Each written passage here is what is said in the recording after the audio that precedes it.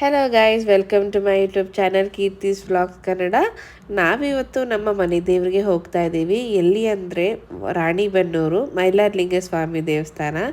First ನಾವು ಬಂದಿದ್ದು ದೇವ್ರಗುಡ್ಡ ಅಂತ ಹೇಳಿ, ಅದು ಇಲ್ಲೇ ನಿಯರ್ ಬೈ ಇದೆ ಲೊಕೇಶನ್. ಇಲ್ಲಿ ತುಂಬಾ ಚೆನ್ನಾಗಿ ಪೂಜೆಗಳನ್ನೆಲ್ಲ ಮಾಡ್ತಾರೆ. ಇಲ್ಲಿ ನಮಗೆ ರಾಣಿಬೆನ್ನೂರಲ್ಲಿ ಆದಷ್ಟು ಫೇಮಸ್ ಅಂದರೆ ಹಣೆಗೆ ಭಂಡಾರ ಹಚ್ಚೋದು. ಭಂಡಾರ ಬಂದ್ಬಿಟ್ಟು ಈ ದೇವ್ರನ್ನ ಪ್ರಸಿದ್ಧಿ ಅಂತಲೇ ಹೇಳ್ಬೋದು. ಇನ್ನು ಇಲ್ಲಿ ಅರಿಶಿನ ಕುಂಕುಮ ಭಂಡಾರ ಎಲ್ಲನೂ ತುಂಬ ಚೆನ್ನಾಗಿ ಸೇಲ್ ಮಾಡ್ತಾರೆ. ಎಲ್ಲಿ ನೋಡಿದ್ರೂ ಅದೇ ಕಾಣಿಸ್ತಾ ಇರುತ್ತೆ. ಮತ್ತು ಮಕ್ಕಳಿಗೆ ದೃಷ್ಟಿ ದಾರಗಳು ಪ್ರತಿಯೊಂದು ಇಲ್ಲಿ ನಮಗೆ ಸಿಗುತ್ತೆ. ಇನ್ನು ದೇವ್ರ ಫೋಟೋಸ್ನ ಕೂಡ ನಾನು ನೋಡಿದೆ. ಇನ್ನು ನಮ್ಮದು ಮನೆಯಲ್ಲಿ ಪೂಜೆಗಳನ್ನ ಮುಗಿಸ್ಕೊಂಡು ಹಣ್ಣು ಕಾಯಿ ಮಾಡಿಸ್ಕೊಂಡು ನಾವು ಹೊರಟ್ವಿ. ಅರಿಶಿನ ಕುಂಕುಮ ದೇವ್ರ ಫೋಟೋ ಇದೆಲ್ಲ ನೋಡ್ಕೊಳ್ತಾ ಬರ್ಬೇಕಾದ್ರೆ ಇಲ್ಲಿ ಗಣೇಶ ಹಬ್ಬದ ಪ್ರಯುಕ್ತ ಗಣೇಶನ ಕುಂಡಿಸಿದ್ರು. ಅದನ್ನೆಲ್ಲ ನೋಡಿಕೊಂಡು ಹೊರಟ್ವಿ. ಆನ್ ದ ವೇ ಮಧ್ಯಾಹ್ನದ ಊಟ ಕೂಡ ನಾವು ತೊಗೊಂಡೋಗಿದ್ದ ಅಲ್ಲೇ ಟಿಫನ್ ಮಾಡ್ಕೊಂಡ್ವಿ. ಇನ್ನು ಊಟ ಎಲ್ಲ ಮುಗಿಸ್ಕೊಂಡು ನಾವು ರಾಣಿಬೆನ್ನೂರಲ್ಲಿರೋ ಮೈಲಾರಲಿಂಗೇಶ್ವರ ಸ್ವಾಮಿ ದೇವಸ್ಥಾನಕ್ಕೆ ಬಂದ್ವಿ. ಇಲ್ಲಿ ನನ್ನ ಮಗನಿಗೆ ಮುಡಿ ಕೊಡೋಕ್ಕೆ ಶುರು ಮಾಡಿದ್ವಿ. ಅಂದರೆ ಫಸ್ಟು ನಾವು ಅವನ್ನ ದೇವರ ಹತ್ರ ಕರ್ಕೊಂಡು ಹೋಗ್ಬಿಟ್ಟು ಅಲ್ಲಿ ನಾವು ಅವನಿಗೆ ಭಂಡಾರ ಹಚ್ಚಿಸಿ ಅರಿಶಿನ ಕುಂಕುಮ ಎಲೆ ಮತ್ತು ಎಲ್ಲ ಕೊಟ್ಟು ಭಂಡಾರ ಹಚ್ಚಿಸಿ ನೆಕ್ಸ್ಟು ಅವನ್ನ ಮುಡಿ ಕೊಡೋರ ಹತ್ರ ಕರ್ಕೊಂಬಂದ್ವಿ. ಸೊ ಅಲ್ಲಿ ಅವನಿಗೆ 5 ಕೂದಲನ್ನ ತಗೊಂಡು 5 ಸೈಡ್ ಇಲ್ಲಿ ಕಳಿಸ್ತಾರೆ ಮುಡಿ ಕೊಡೋಕ್ಕೆ. ಅವನಂತೂ ತುಂಬಾ ಅಳ್ತಾ ಇದ್ದ ಅಂತ ಹೇಳ್ಬೋದು. ಎಷ್ಟು ಅಳ್ತಿದ್ದ ಅಂದರೆ ನನಗೆ ಭಯನೇ ಆಗ್ಬಿಟ್ಟಿತ್ತು. ಯಾಕಂದರೆ ಇನ್ನೂ ಇಳೀತಲೆ ಅಲ್ವಾ, ಸ್ವಲ್ಪ ಟೆನ್ಷನ್ ಆಗುತ್ತೆ. ಅವನು ಅಳಬೇಕಾರೆ ಆ ಕಡೆ ಈ ಕಡೆ ಒದ್ದಾಡ್ಬೇಕಾರೆ ನೋಡೋದು ಸ್ವಲ್ಪ ಟೆನ್ಷನ್ ಅಂತಲೇ ಹೇಳ್ಬೋದು. ಬಟ್ ಅವನು ಸುಮ್ಮನೆ ಕೂತಿರ್ಲಿಲ್ಲ. ಎಷ್ಟು ಗಲಾಟೆ ಮಾಡ್ತಾಯಿದ್ದ ಅಂದರೆ ನನಗೆ ಭಯನೇ ಆಗ್ಬಿಡ್ತು.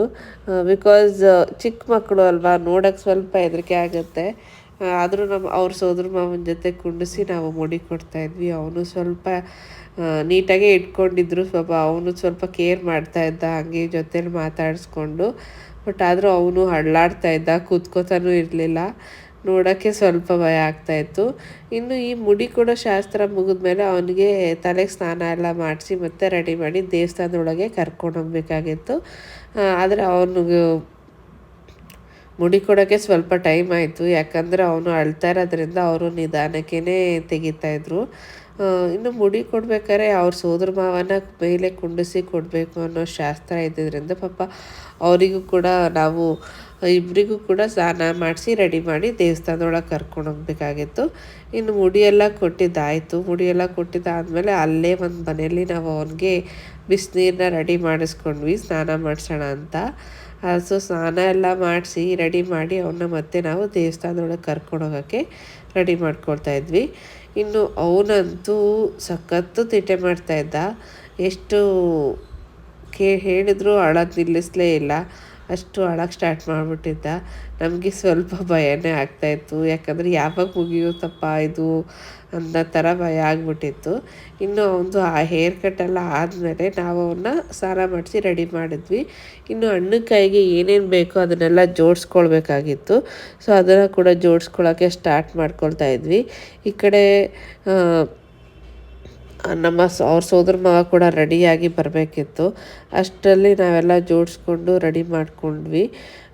ಇದರಲ್ಲಿ ನಾವು ಮಡ್ಲಕ್ಕಿ ಕೊಡಬೇಕಾಗಿತ್ತು ದೇವರಿಗೆ. ಸೊ ಮಡ್ಲಕ್ಕಿ ದೇವರಿಗೆ ಏನೇನು ಕೊಡಬೇಕು ಅಂತ ನಮ್ಮ ಅತ್ತೆ ರೆಡಿ ಮಾಡಿ ಕೊಡ್ತಾಯಿದ್ರು. ಸೊ ಅದನ್ನು ಕೂಡ ನಾವು ಜೋಡಿಸ್ಕೊಂಡ್ವಿ. ಇಲ್ಲಿ ಅರಿಶಿನ ಕುಂಕುಮ ಹೂವು ಸೀರೆ ಪ್ರತಿಯೊಂದು ನಾವು ದೇವರಿಗೆ ಕೊಡಬೇಕು. ಅದನ್ನು ನಾವು ರೆಡಿ ಮಾಡ್ಕೊಳ್ತಾ ಇದ್ವಿ. ಮತ್ತು ಹೂವನ್ನ ಎಲ್ಲನೂ ನಾವು ಬೆಂಗಳೂರಿಂದನೇ ತೊಗೊಂಡು ಹೋಗ್ಬಿಟ್ಟಿದ್ವಿ. ಯಾವುದೂ ನಾವು ಅಲ್ಲಿ ಪರ್ಚೇಸ್ ಮಾಡೋಕ್ಕೆ ಹೋಗಲಿಲ್ಲ. ನಾವೆಲ್ಲನೂ ತೊಗೊಂಡೋಗಿದ್ವಿ. ಇನ್ನು ಅದನ್ನೆಲ್ಲ ಮುಗಿಸ್ಕೊಂಡ್ಮೇಲೆ ನಮ್ಮ ತಾಯಿಯವ್ರು ಕೂಡ ನಮಗೆ ಮಡ್ಲಕ್ಕಿನ ಕೊಡ್ತಾರೆ.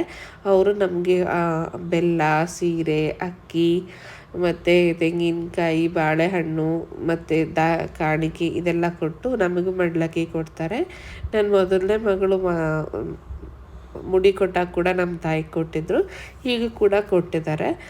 ಸೊ ನನ್ನ ಮಗನಿಗೆ ಅವನಿಗೂ ಬಟ್ಟೆ ಕೊಡಿಸ್ಬೇಕಾಗಿತ್ತು. ಸೊ ನಮ್ಮ ಹಸ್ಬೆಂಡ್ಗೂ ಕೂಡ ಬಟ್ಟೆ ಕೊಡಿಸ್ಬೇಕಾಗಿತ್ತು. ಅವರು ಈ ಶಾಸ್ತ್ರನೂ ಕೂಡ ನಾವು ಮುಗಿಸ್ಕೊಂಡು ಅಲ್ಲಿಂದ ಹೊರಡಕ್ಕೆ ರೆಡಿ ಆದ್ವಿ.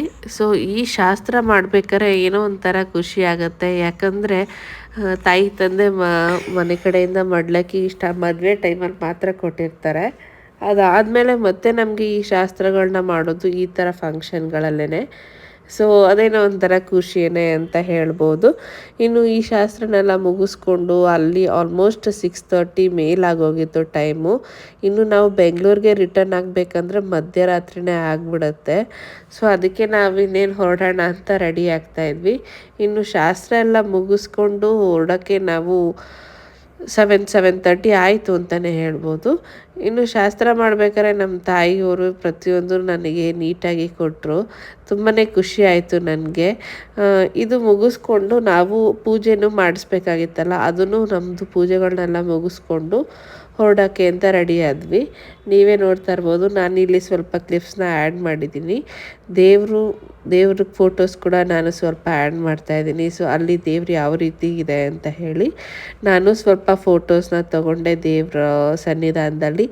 ನೋಡ್ಬೋದು, ನಾನು ಬ್ಲೂ ಕಲರ್ ಸ್ಯಾರಿನ ವೇರ್ ಮಾಡಿದ್ದೆ. ಸ್ಯಾರಿ ಹೇಗಿದೆ ಅಂತ ಹೇಳಿ ಯೂಟ್ಯೂಬ್ ಚಾನಲಲ್ಲಿ ಕಮೆಂಟ್ ಮಾಡಿ. ನೋಡ್ಬೋದು ನನ್ನ ಮಗ ಮುಡಿ ಕೊಟ್ಟ ಮೇಲೆ ಯಾವ ರೀತಿ ಕಾಣ್ತಾ ಇದ್ದಾನೆ ಅಂತ ಹೇಳಿ. ಅವನು ತುಂಬಾ ಕ್ಯೂಟಾಗಿ ಕಾಣಿಸ್ತಾ ಇದ್ದ. ನಮ್ಮದೇ ದೃಷ್ಟಿ ಆಗಿಬಿಡುತ್ತೆ ಅನ್ನೋ ಥರ ಆಗಿತ್ತು. ಎಲ್ಲ ಮುಗಿಸ್ಕೊಂಡು ಅಲ್ಲಿಂದ ಹೊರಟ್ವಿ. ಸೊ ರಾತ್ರಿ ನಾವು ಅಲ್ಲೇ ಉಡುಪಿ ಗ್ರ್ಯಾಂಡಲ್ಲಿ ಊಟನ ಮಾಡ್ಕೊಂಡ್ವಿ. ನಾನು ಚಪಾತಿ ಊಟನ ತೊಗೊಂಡಿದ್ದೆ. ಇದು ಇವತ್ತಿನ ವ್ಲಾಗ್ ಆಗಿರುತ್ತೆ. Thank you so much for watching.